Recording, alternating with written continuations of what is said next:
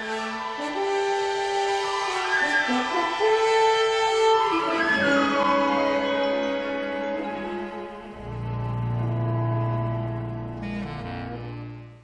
everyone, welcome back to another Friday and another Eaglemoss review from yours truly, Captain Foley of Trekyards.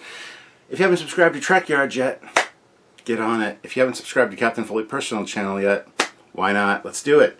Let's get those numbers up and help us out. Also make sure you hit like, and as I said, hit subscribe. But anyway, yes, as I said, I am Captain Foley, as my shirt does say. You can see there, Stuart Foley, Captain, Starfleet. And it is time to look at another Eaglemoss ship.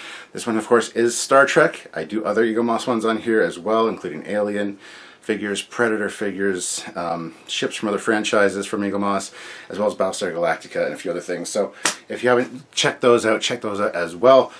Lots of Eaglemoss reviews on this channel and lots more to come, so stay tuned. Today we're looking at a really good one. We're going to be looking at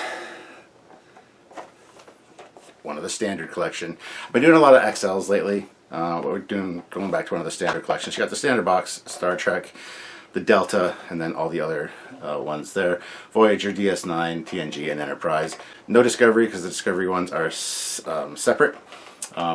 Maybe there'll be lower deck ships and stuff coming, who knows. But that's what we're looking at today. You can't really see it. What is it? It's a mystery. No, it's not, because you read the thumbnail and the title. But here we go. We got the Reliant, or at least the Reliant concept special issue. So this is the Reliant as it was originally designed, excuse me, with the nacelles on the top. I've always been interested to see what this would look like and to actually hold a model of it to get a feel for it, whether it would be better. And now we will know, we'll find out. But here it is, as you can see. And down here we got some facts about it. Miranda class, original concept by Jennings and Miner. So let's get into the book and see what we got. I haven't looked through this book yet, so this will be interesting. Obviously over here we got the how to put it on the stand. That's there every time, guys, for every one of the Eaglemoss ships, so check it out. Also here we got a view of it from the front, and it's a different feel for sure. It does seem wrong. It does seem like it's upside down, but we'll get into that. We'll get into that. Down here are some specifications. Class, Miranda. Concept for Star Trek II. Designed by Joe Jennings and Mike Miner. There on the bottom you can see some close-up shots of the 3D model that they used to create this model for Eaglemoss, which is some pretty great details. We're going to look at the details on the actual model itself in just a minute here, so let's go through the magazine first and see what we have.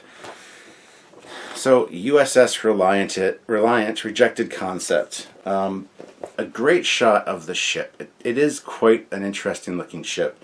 I'm not sure if it's better or not, but it says here, in its original configuration, the USS Reliant's nacelles were above the saucer, making it more like a cut-down Enterprise. So on the next page, and this is really great actually, we got the orthos for the ship. So really nice orthos. Again, it's a cool ship, but that front view looks wrong. All the other views look fine. They kind of look like FASA designs. You know, if you played the game FASA, Star Trek Bridge or Combat Simulator or Starship Combat. But they had stuff like this. Now people give me heck for calling it FASA, but that's the company that made it, but it's still FASA. If you're a Star Trek fan, you hear FASA, you know exactly what people are talking about. It was a role-playing game. A lot of really cool ships designed for that, some not so cool, but some interesting designs, and this looks like it would fit right in there. So here we go, designing the USS Reliant. Over here we got the original drawing of it from the back, and it says, the original concept for the Reliant shows its origin as a cut-down version of the Enterprise with a saucer and nacelles, but no engineering hull. Over here we got some storyboards, really interesting ones, with the original Reliant design on there. It says, by the time Samuel Peebles was working on the ship, the Reliant had become a smaller ship with a unique design. These storyboards show an early version of the battle with the Enterprise from Peebles' script. And yeah, it even shows the rear photon, or the lower photon tubes modules firing there, which is really cool. Here we got a little storyboard it's basically the Enterprise, but it says Reliant there. In the earliest versions of the story, the Reliant was a Constitution class ship like the Enterprise, but the producers were worried that it would be difficult to tell the two ships apart. It's one of the other reasons they decided to go with the nacelles on the bottom as opposed to the top, because people that are watching might get confused as to which ship is which. No, we won't. We're not stupid. Stop thinking your audience is stupid. Anyhow, next page, we got a couple drawings here, and it says, these drawings for the Reliant show its origin as a cut-down version of the Enterprise, but at this point the nacelles were mounted above the saucer. Here's the final version that we did get for the show, or the movie. By the time the model was finished, the Reliant had been flipped over and the spar in the middle had become a roll bar which supported the nacelles below the ship. So, over here again we got some fantastic artwork, just showing the front of the ship, or I guess the back in this case, and the torpedo pod as well up there, which looks really, really neat. These are good drawings. These drawings show the revised version of the Reliant with the weapons pod in the middle of the roll bar. On earlier versions of the design, the torpedo launchers had been built into the spars that balance the warp nacelles under the ship.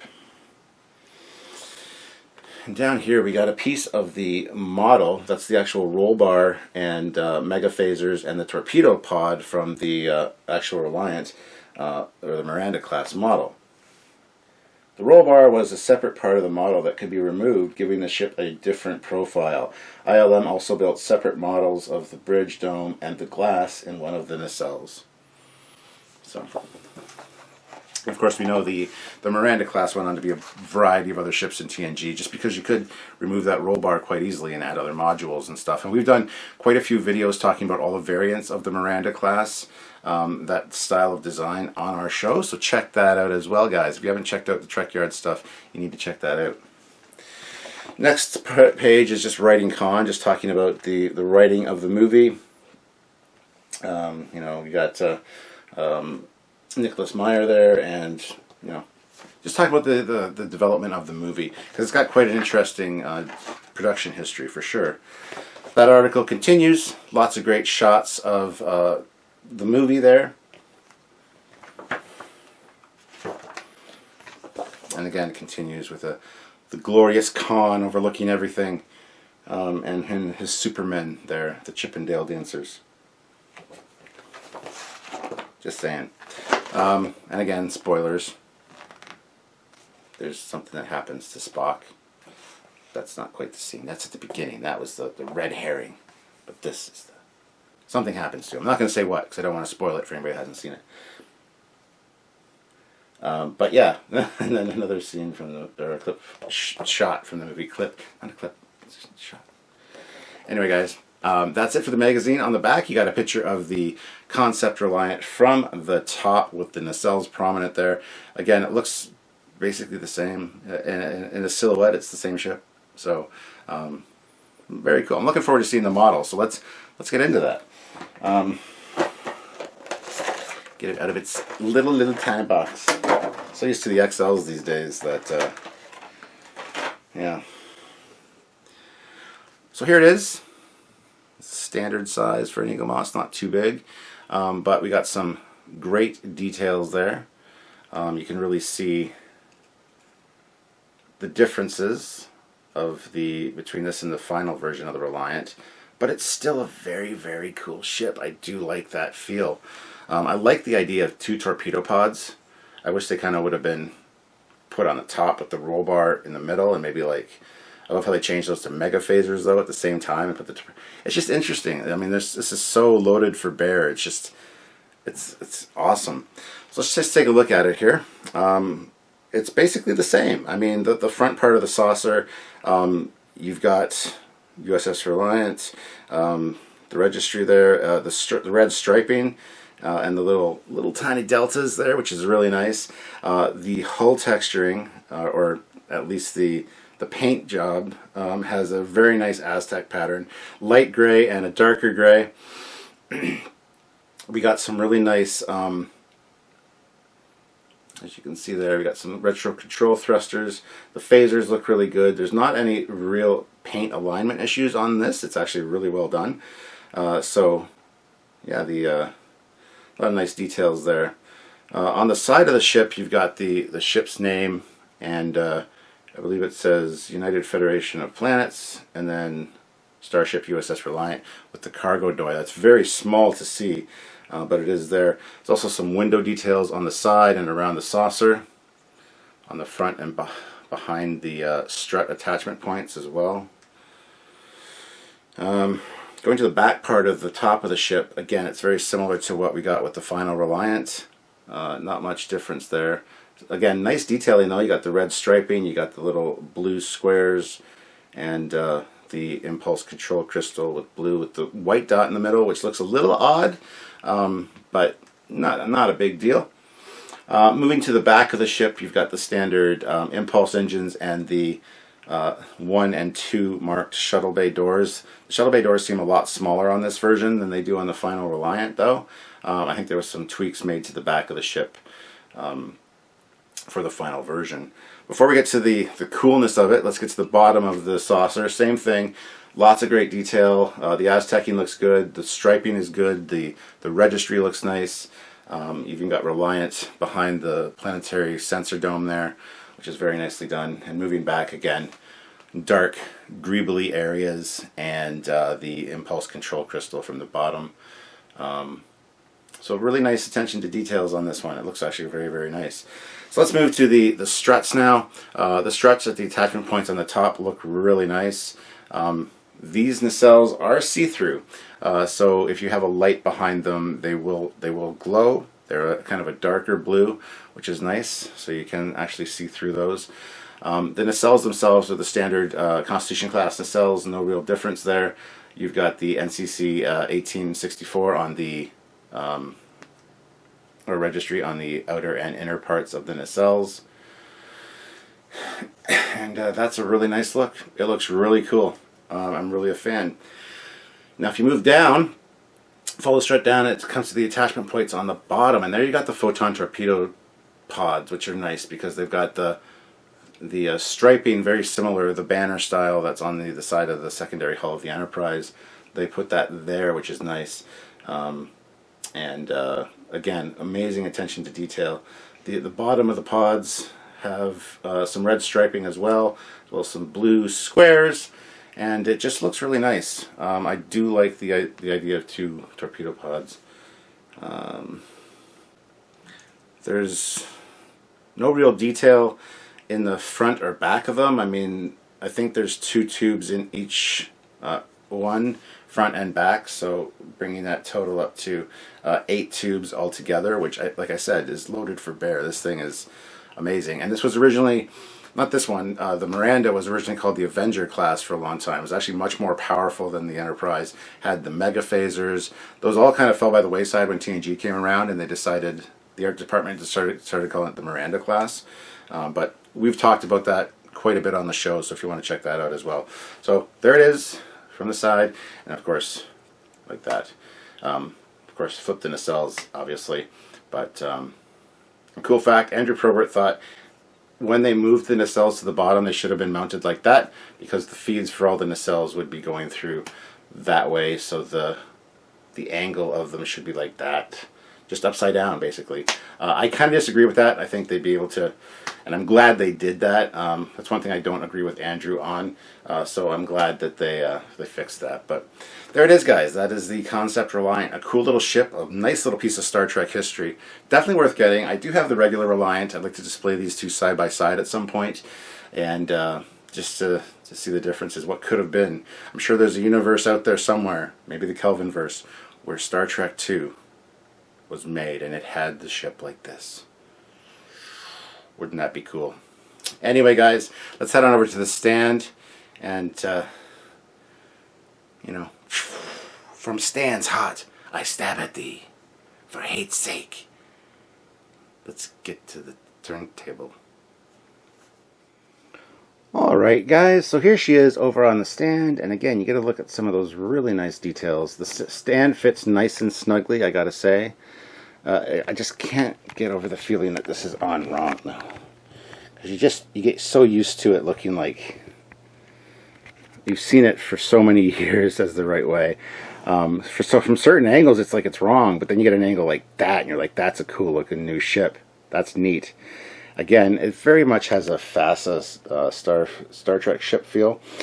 I wish Eaglemoss would focus on FASA stuff, try to get the rights for them. I would love to have some FASA designs in my collection, even some Starfleet Battles ones, but sadly I don't think that's going to happen.